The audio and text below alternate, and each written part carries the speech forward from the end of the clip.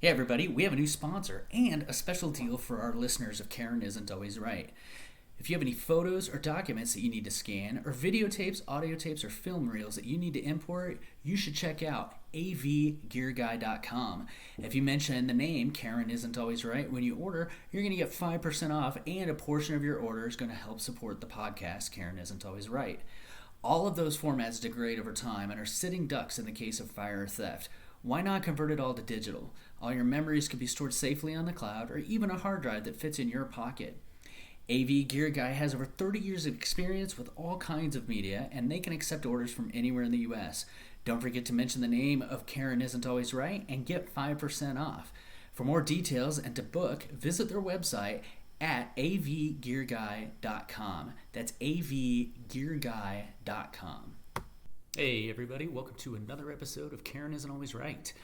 Today's guest comes to us from LA. I've got Tyler on, and Tyler and I worked together out here in Colorado back in 2013 for, I think it was 89 months, and then from 2016 happen. Even though on the surface he may say he's mediocre, he stands out in my mind as one of the best managers that's ever worked for me. So, and I would now consider him a really good friend. He's very, very intelligent and very charismatic, and this was just a really good conversation. I enjoyed it a lot. Just a heads up, this is done over Skype. This is one of the first ones done via Skype. So there's lots of pops and stuff like that. I really did try to clean it up, but any of you listeners that have been around for a little bit know my post-production experience is pretty lame. So hang in there with me. You know, you may have to turn your volume up and down or whatever, but suck it up, buttercups. Here we go.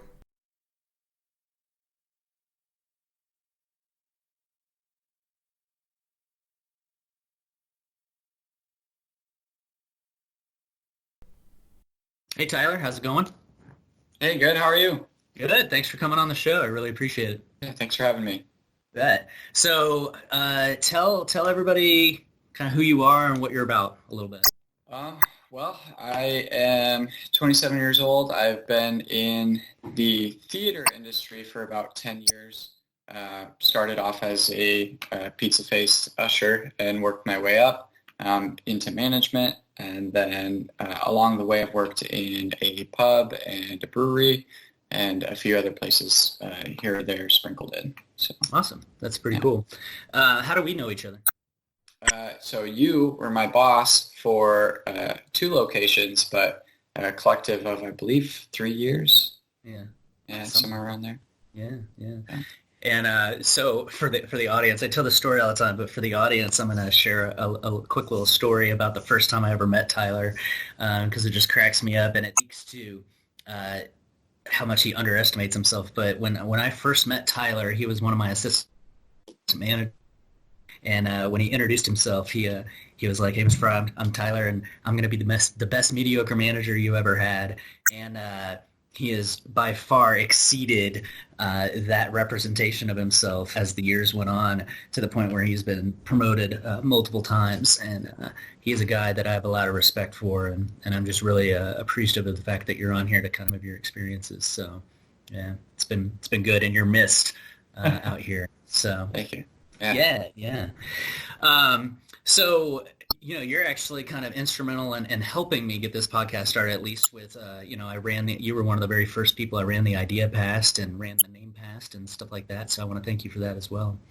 So, okay. So the title of this podcast is Karen Isn't Always Right. So when you think of a Karen, what image pops into your head?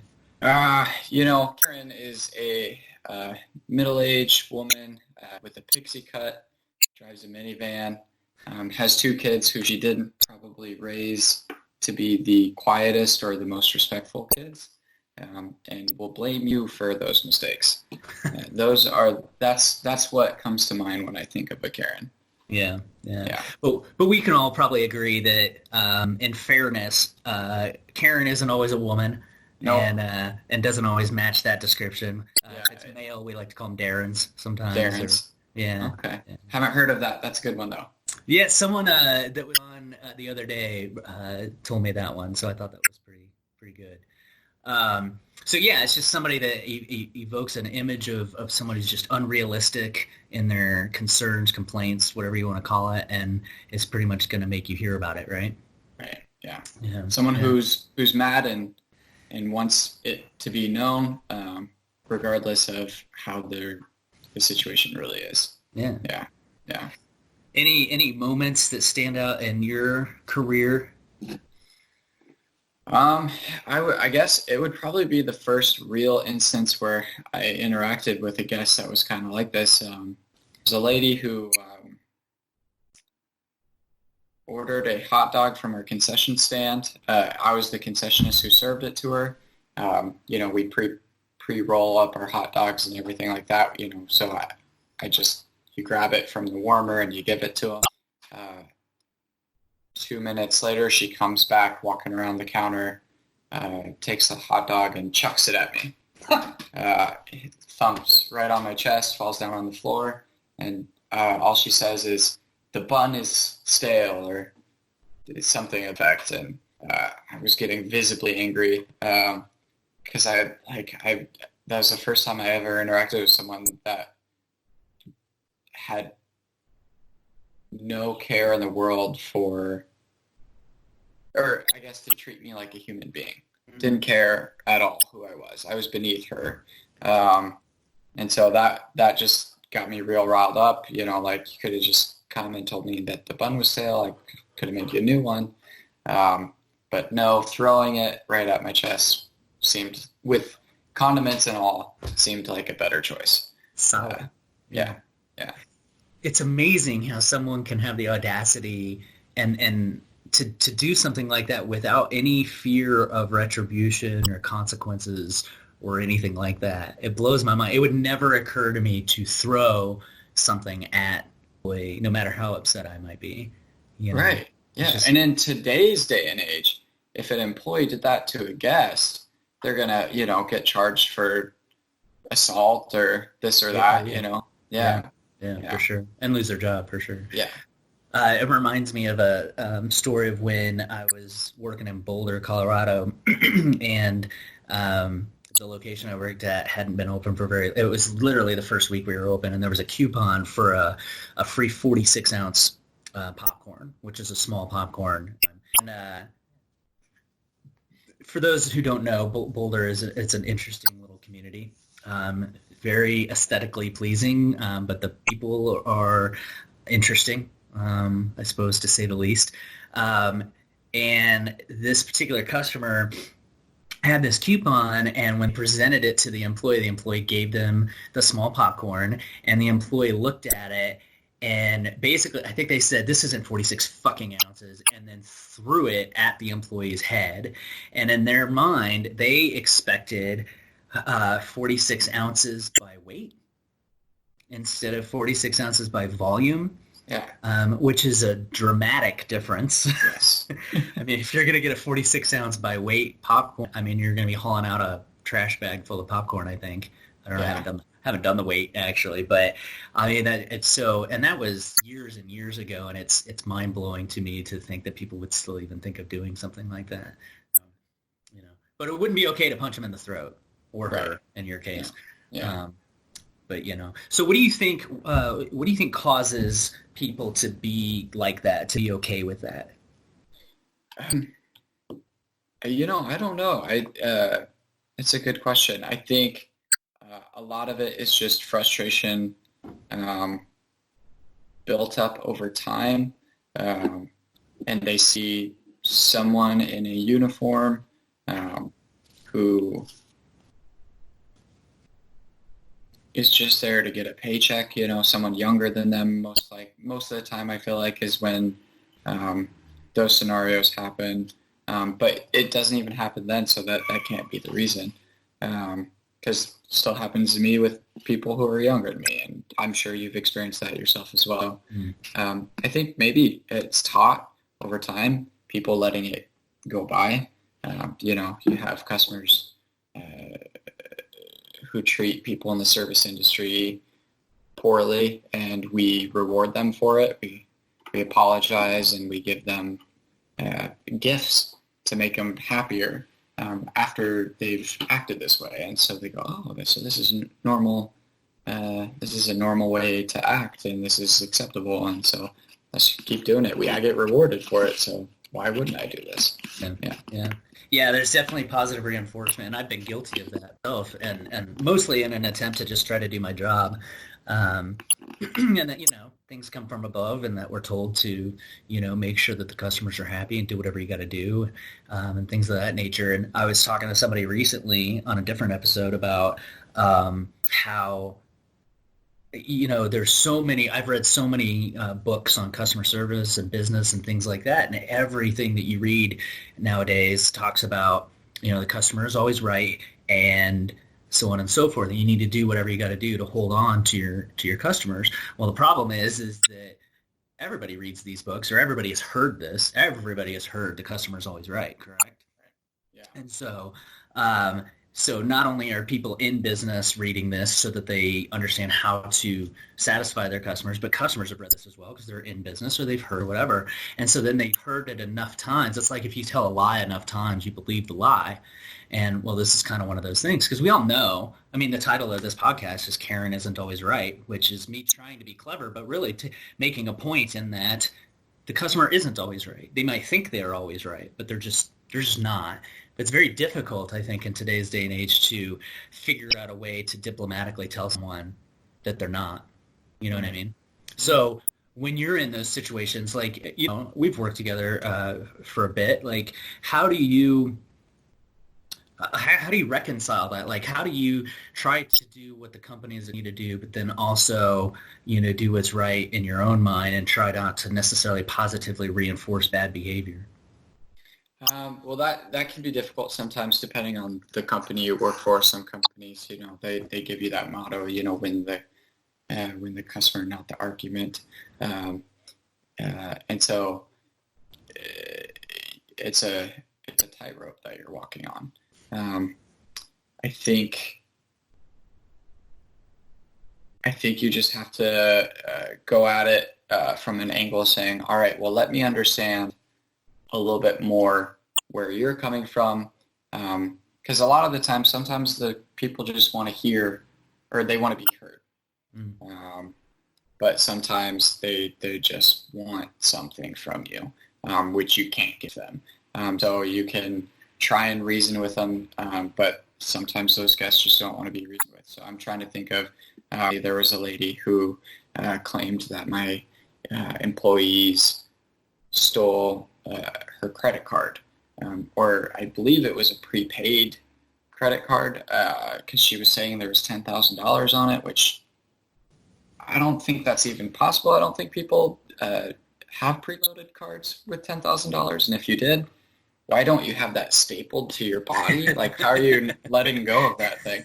But she might have been on something else as well, but I was trying to reason with her. I was like, look, I even disrupted the guests to ask them to move so I could look for it. It's not there. If you want to wait until after the show, we can look together. Let's double check the restrooms, everything. And she wasn't having it.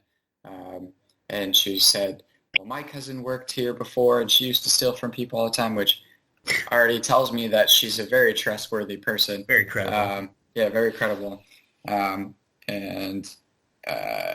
if you guys are going to do this to me, if you're going to steal from me, then I'm going to steal from you. And then she runs down to our concession stand, starts stealing candy, merchandise, and proceeds to walk out the door.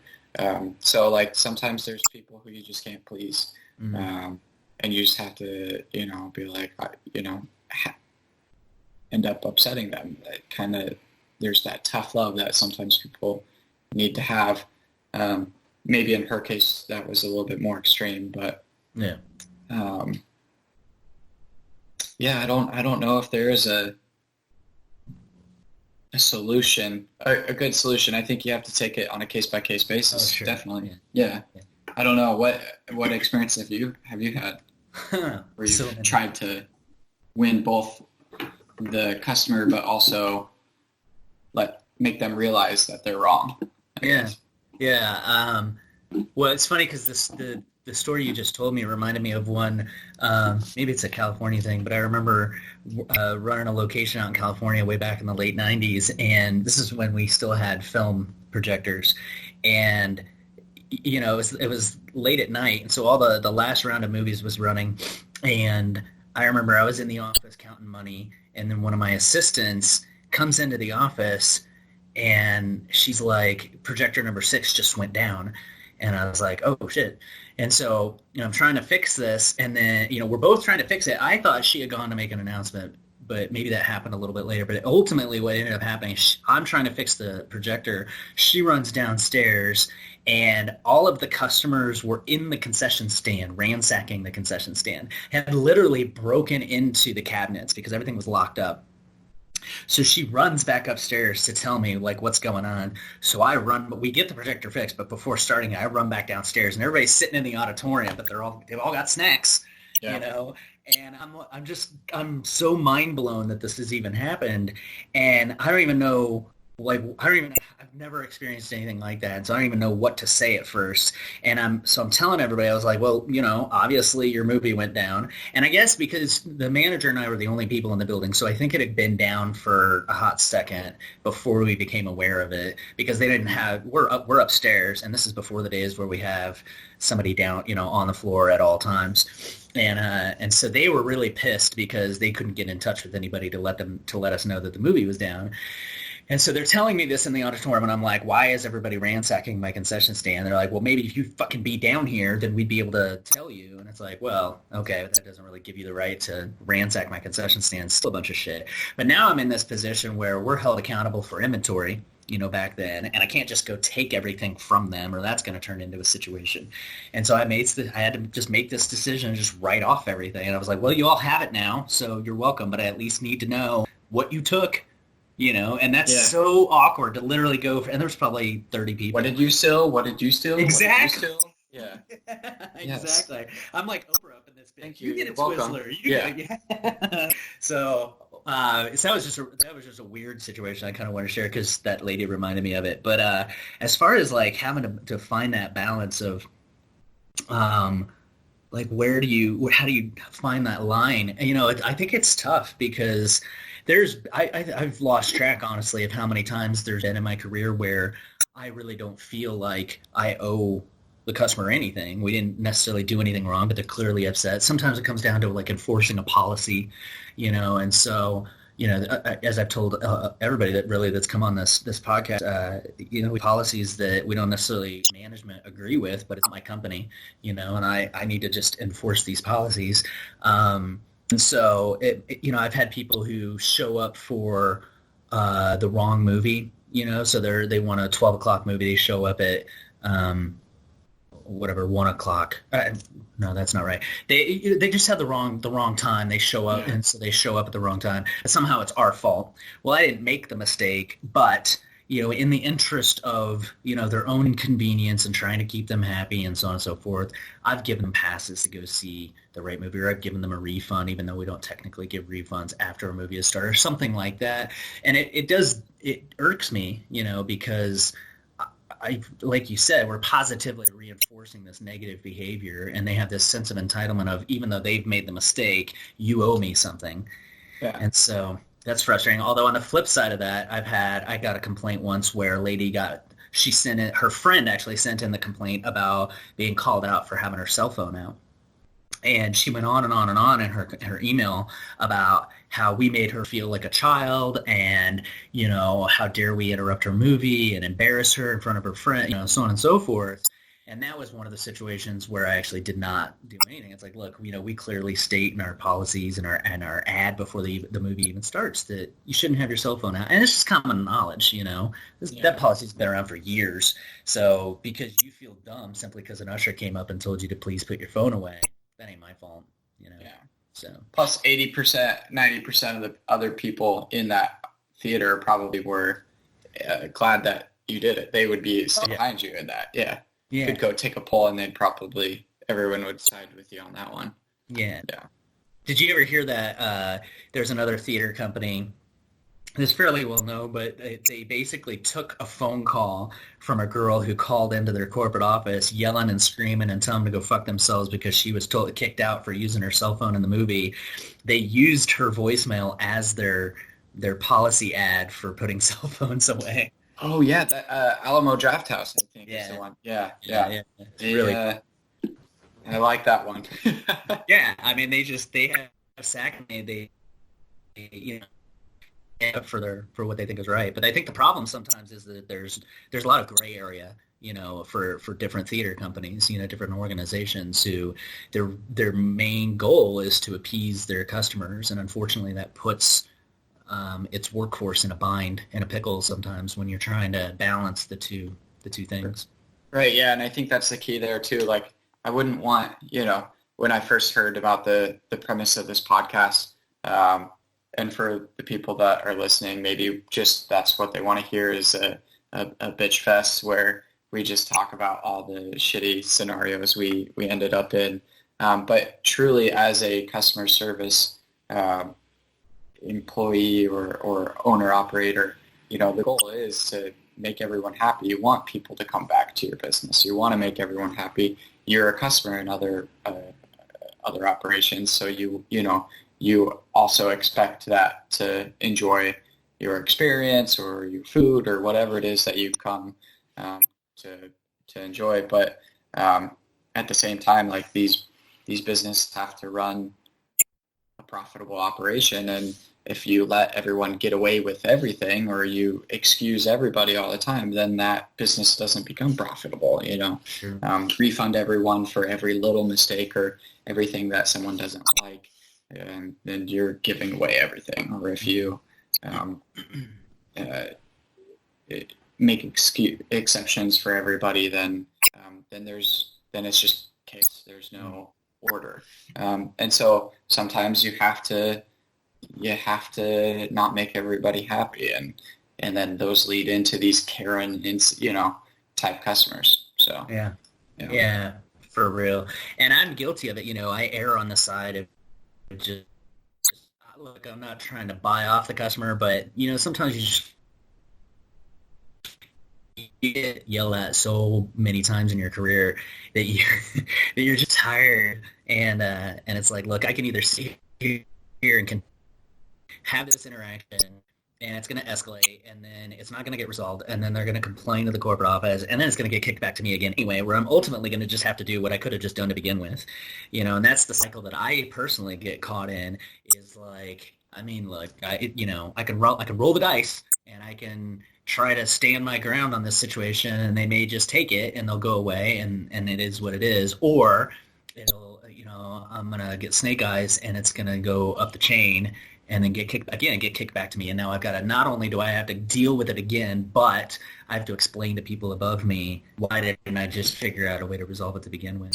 Right. Right. And that's the problem I run into a lot, and why, like, Danny, Danny, he called me soft the other day, and it's like, well, bro, I don't know what to tell you. Like, not everybody can be as tough as you. Yeah. So. I recently went to a pizzeria out here in Los Angeles, and it's owned, or the owner is there almost every day, and he's this really charismatic guy. But I was with a friend who has to eat gluten-free at a pizza place, and they make their dough fresh there, but he recently added gluten-free dough to the menu. And when she ordered it, he was like, oh, yeah, we just added it. Like, I want to hear what your thoughts are and stuff. And he's like, but if you like it, we don't make it in-house, so you can't blame me, or whatever. But he said it so casually and so charismatically that he, you just couldn't help love him in that situation. So I don't know, maybe his being proactive and saying don't blame me later, it was helpful. I don't know, but I thought that was funny. Even an owner of a pizzeria, which is actually pretty well known out here, it's like on the top 5 stars for everything, and that he has that kind of knee-jerk reaction of, well, but if you don't like it, don't blame me. Right.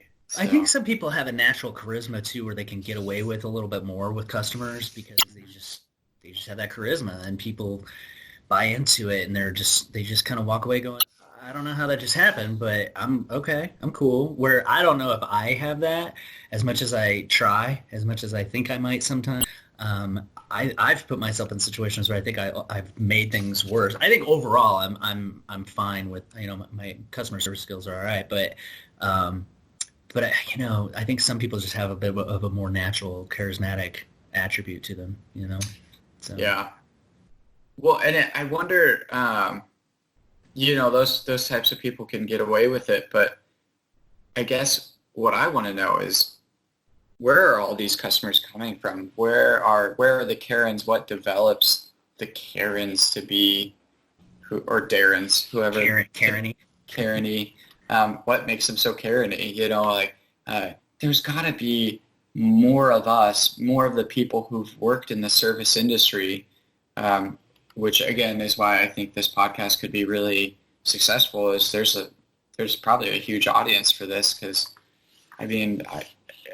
or at least at one point, everyone's worked in the customer service industry, whether it be retail, food service, whatever, movie theaters, all that stuff. There's more of us out there, and we know what it's like. So are these the same people who have experienced these things and they're like, oh, now it's my turn, like I can finally be that shitty person to them? Or are there enough of these people out there who have been born and raised and gone through life without ever having to deal with a customer service interaction where they're on the receiving end, where they're the one trying to help the guest? It just blows my mind. There should be no excuse there, unless you were born with a silver spoon in your mouth. Well, and I think that's the thing. There's lots to unpack there, but I think the first part, I think if anybody hasn't worked in the service industry and they're an asshole, should be court ordered to work, as a server at a restaurant or work in a movie or whatever, and have to deal with some of the things that we have to deal with from time to time, because it can be pretty terrible from time to time. There's some just shitty people out there, but I also think that people forget.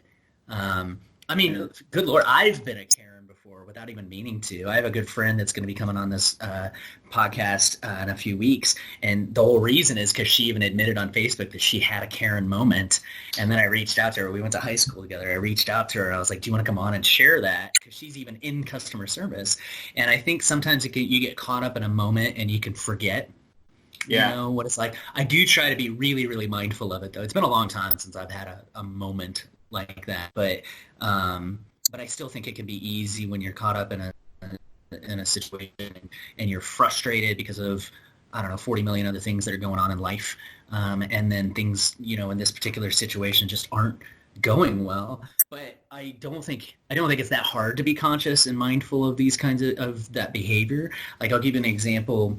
This is going to be TMI for a lot of people, but I think it's funny. So Ashley and my wife and I went to B-Dubs, I don't know, 3 or 4 weeks ago to watch the games.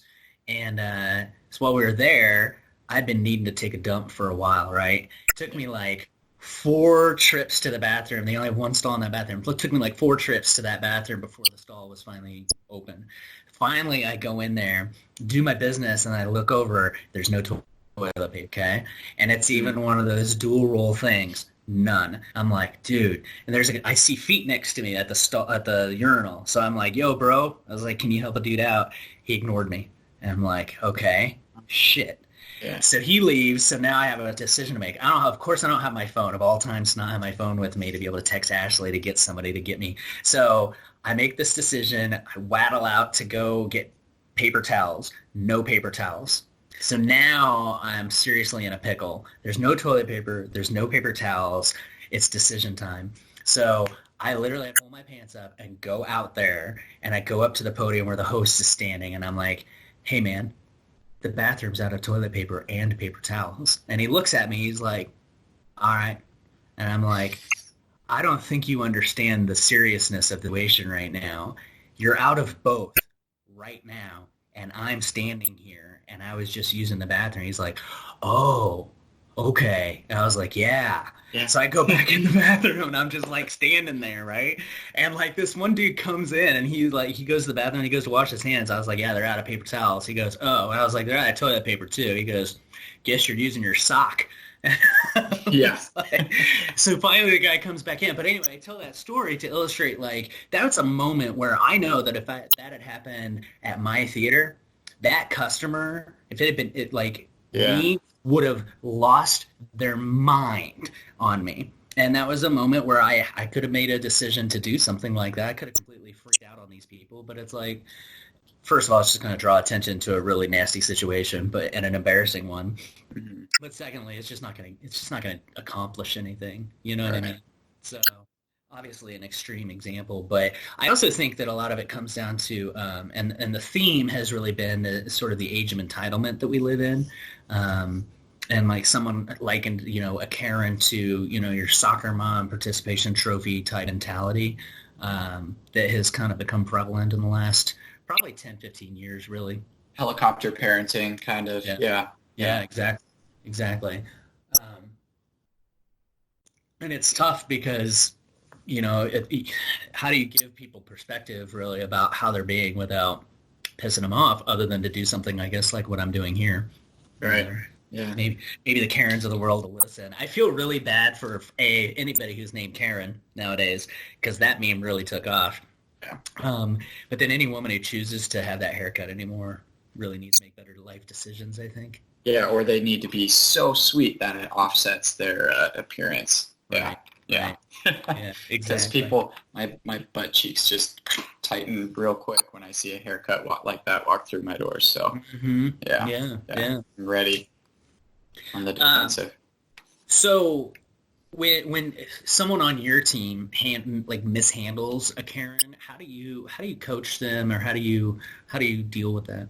Um, Usually at that point, I try to save the situation as best I can myself, um, and then I just go back and coach them one-on-one on, all right, walk me through what happened. I'm gonna be you be that guest, um, and then I try to help them see how to better be a diplomat, in those sorts of Yeah. situations. Yeah, but a lot of the times, when one of my employees can't win the guest, um, there are situations where I'm like, you did the best. I don't like. I guess they were just here to be mad. Like, Hmm. there's not much more we can do.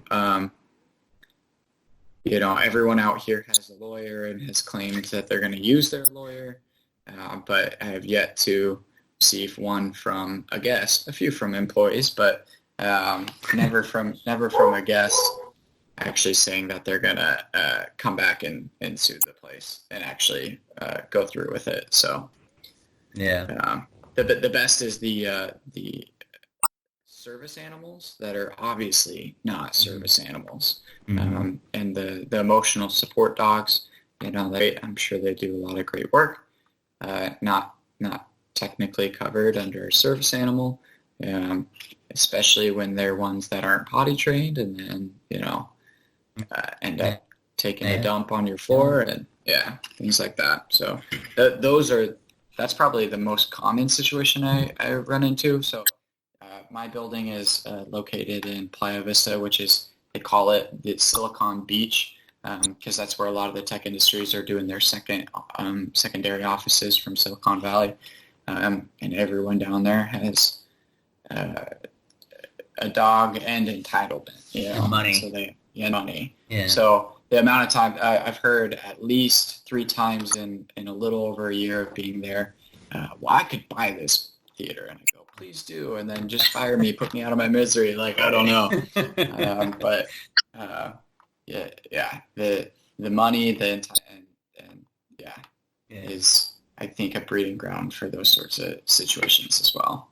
For real. I think the worst locations with regard to customer service stuff have been in wealthier areas for sure. Mm-hmm.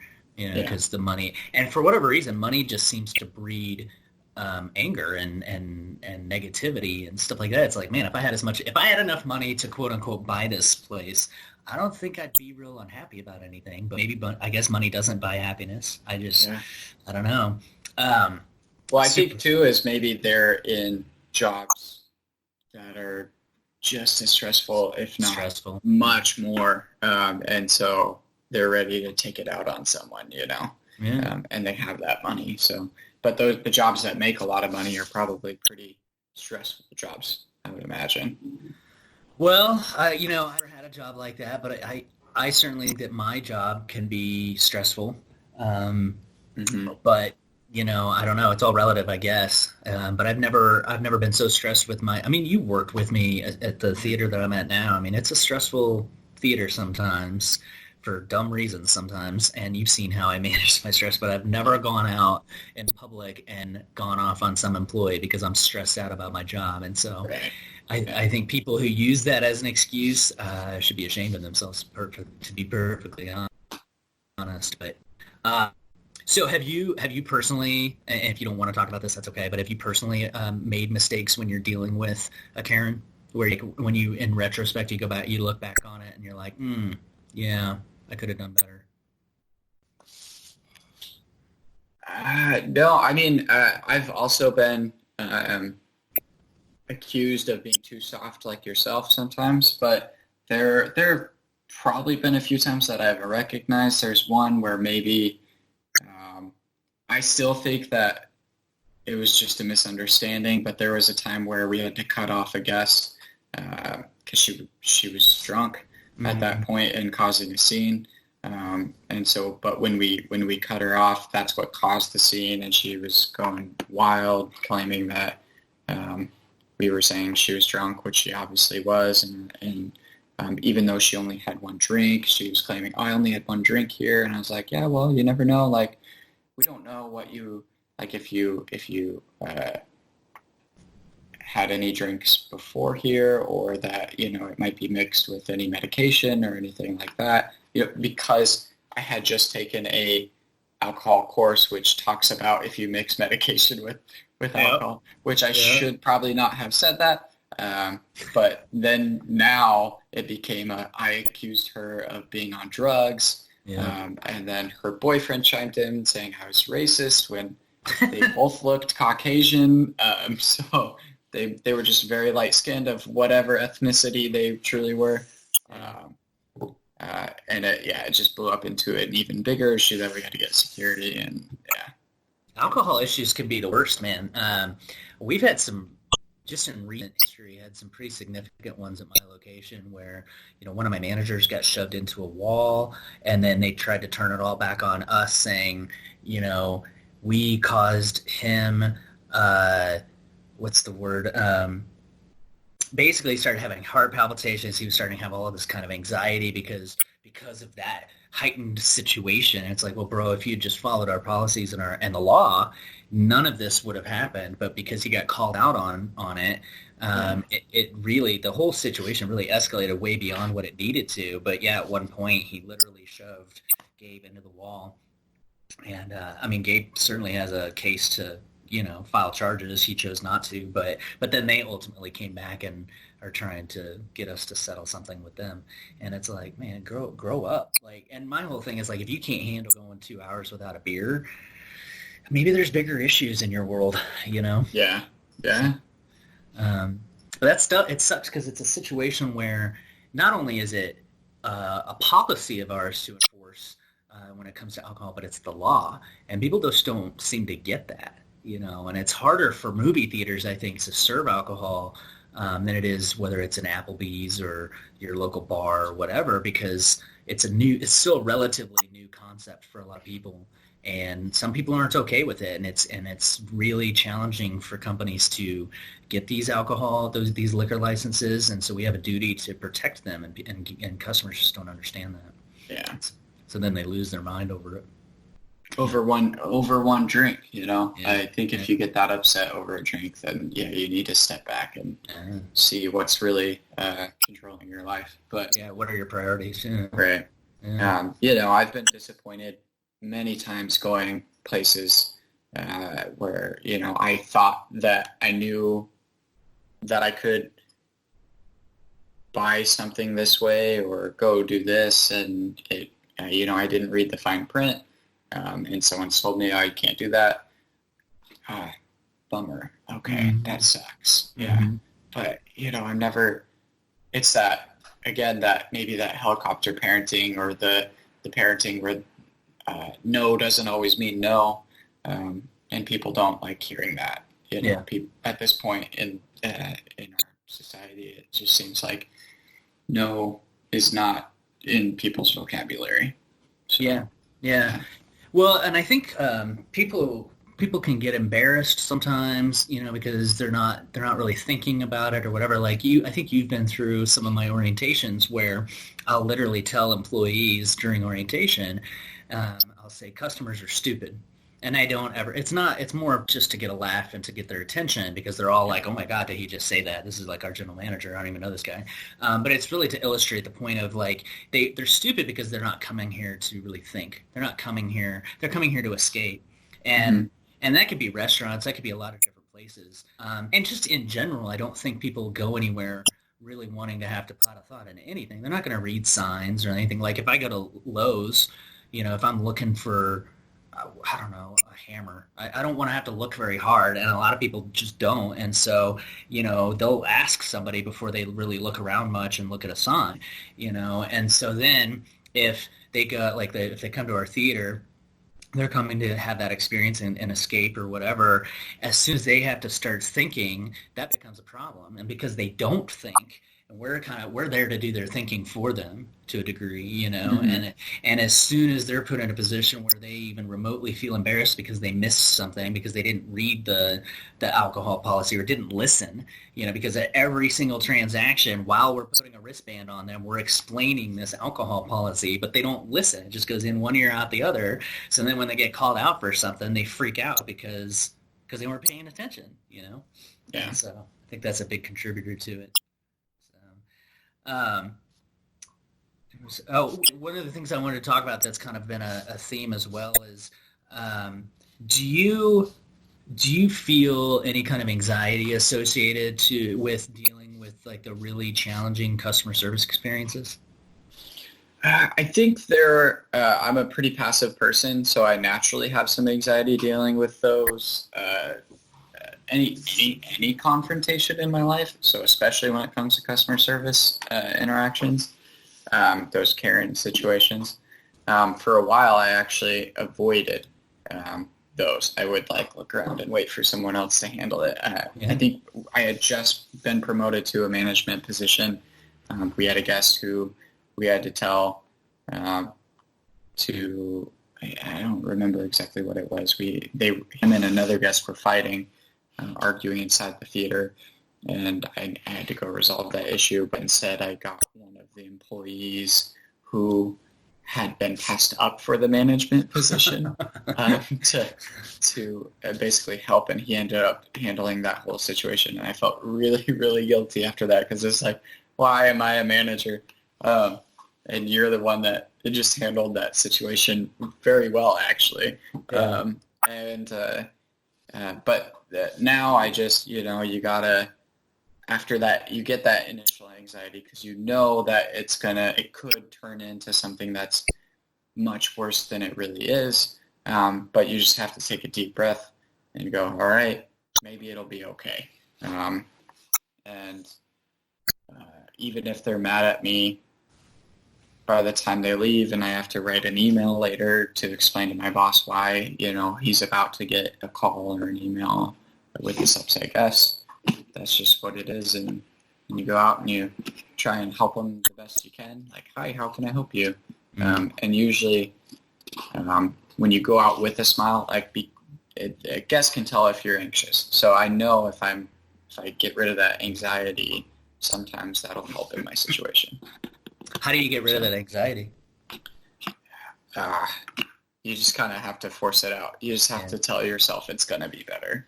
Yeah. For me, at least. Yeah. I just cry in my office. Yeah. No. Cry for a little bit. Okay.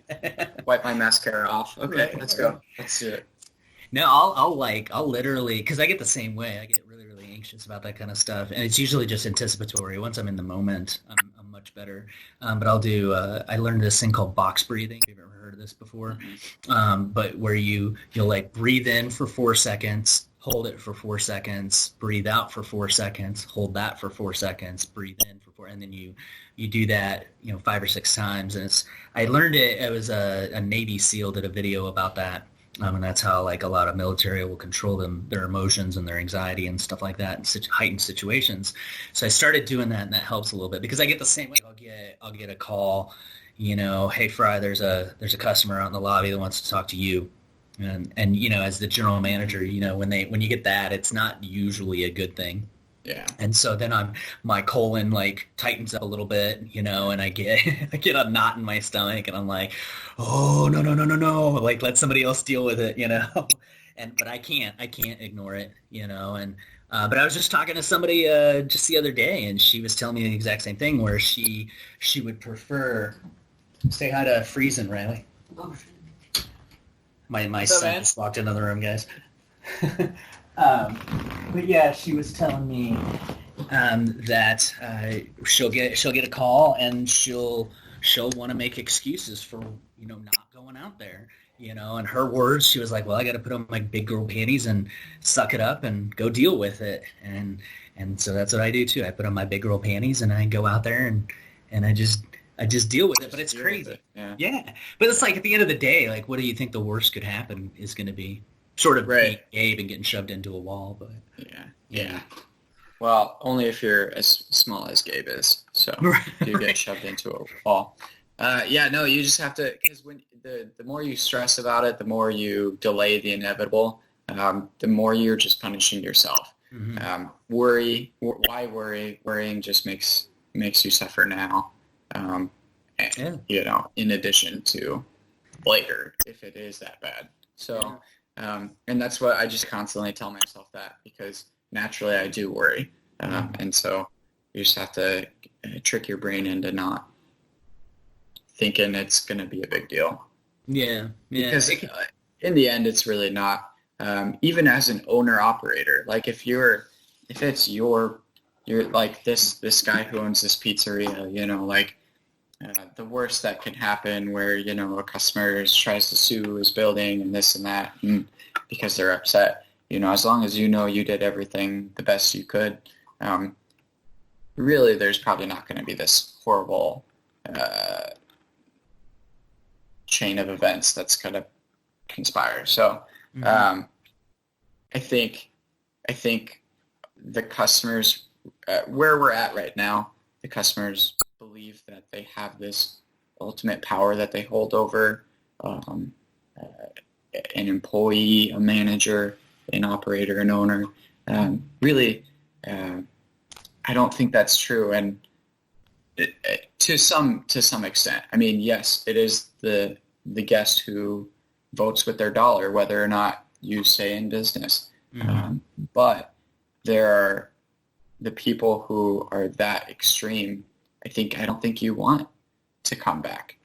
Yeah, that's a good point. And anyways, and there's probably plenty of other people, as long as if you're keeping those people away, they're probably willing to return, because then they don't have to deal with those kinds of people that are obnoxious, So, and there are people out there who like policies, and that they know that every time they come in that those policies are going to be upheld, because they're probably there for a reason. Yeah. They're there to protect, well, one, the owner, the operator, the manager, but also the guests too. Yeah. And so, if, like, for instance, you hold a policy to limiting the number of drinks someone can have, you hold that policy because so then the guests know when I come in, I'm not going to have to deal with a bunch of really drunk assholes. And that's why I like going to that place, Mm-hmm. But then, you go to a bar that does serve a ton of drinks, like, that's fine, but go then to that place. Yeah. And then let that be the determining factor whether or not you stay in business or not. But I think I've read customer service books that have chapters on firing your customers too. Those repeat offenders, the rude Karens of the world, things like that. They weren't referred to like that, but you know what I mean? Where sometimes you just have to make that decision to fire them. The problem is at least in my position, and I know your boss too, you don't always have that power to really fire the customer. Like the directive from above for us is to try to retain as many customers as possible. So it can be difficult to technically fire a guest. I will say I think some of my anxiety stems also from just what the repercussions could be if I don't handle a situation correctly. I've said this many times. I love my boss. I've had your boss as my boss before, and I think he's a great guy.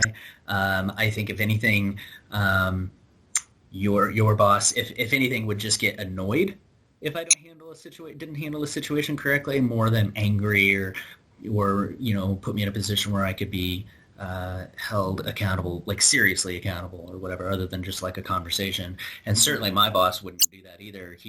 He's a little bit more easygoing probably than yours when it comes to just what happened. Okay. Right. Like I remember a specific example of like we had a guest where this guy comes in. I had a manager in the box office and he walks up and he has two young teenagers with him, and he's like, an adult and two students for whatever movie. And she goes, oh, okay, well, do they have student IDs? And they present high school IDs. And she's like, well, unfortunately, it's a college discount, not a student discount. And he snaps on her and wants an explanation. She does her best to explain it, but it's not going well. So then he gets pissed and he leaves. And so he goes out the front door, and she can see him walking past the windows. She can see him through the windows walking, and he's on his phone, and then the phone rings in the box office, and she picks it up, and it's him demanding to talk to me. So I pick up the phone. He starts going off on me about this policy, and so I do my best to try to explain why we have this policy, so on and so forth. And nothing I am saying is making this guy happy, to the point where he files a complaint through the corporate office. So of course it gets kicked back to me, but it's like, look, man, I just dealt with him. He's not going to want to deal with me again, so I have to flip it over to my boss. To which I think he got really annoyed because I couldn't resolve the issue. And it's like, bro, I don't know what to tell you. Like once you've already tried to resolve a situation, if you can't make them happy, it's not gonna dealing with me to him again is not going to solve the issue. If anything, it's only going to further to exacerbate the issue. So yeah, so that can be challenging, I think, sometimes, but it is what it is. So. Well, cool, man. This is a fun conversation. We're coming up on just about an hour, so I figure we'll wrap it up. Yeah. But I had a good time, man. I really appreciate you coming on here. Likewise. Thank you for having me. Yeah, of course. We should definitely try to do it again sometime. Yeah. I think there's a lot of good stuff to talk about here. Definitely. So, all right, man. Well, thanks again for coming on, and we'll chat again soon. All right. All right. Thanks, man. Bye. That's the podcast, folks. Please visit kiarpodcast.com. That's KIAR podcast.com. Follow us on Facebook, Instagram, or Twitter. New episodes are going to be posted weekly on kiarpodcast.com, Spotify, Apple, SoundCloud, and Stitcher. The views and opinions on this podcast are solely that of the guests and hosts and are not representative of any other organizations or individuals. If you or someone you know are interested in being a guest on Karen Isn't Always Right, please give us a visit at kiarpodcast.com and submit your interest on the Contact Us page, as we'd love to have you. Thanks for joining us on Karen Isn't Always Right, and we'll see you next time.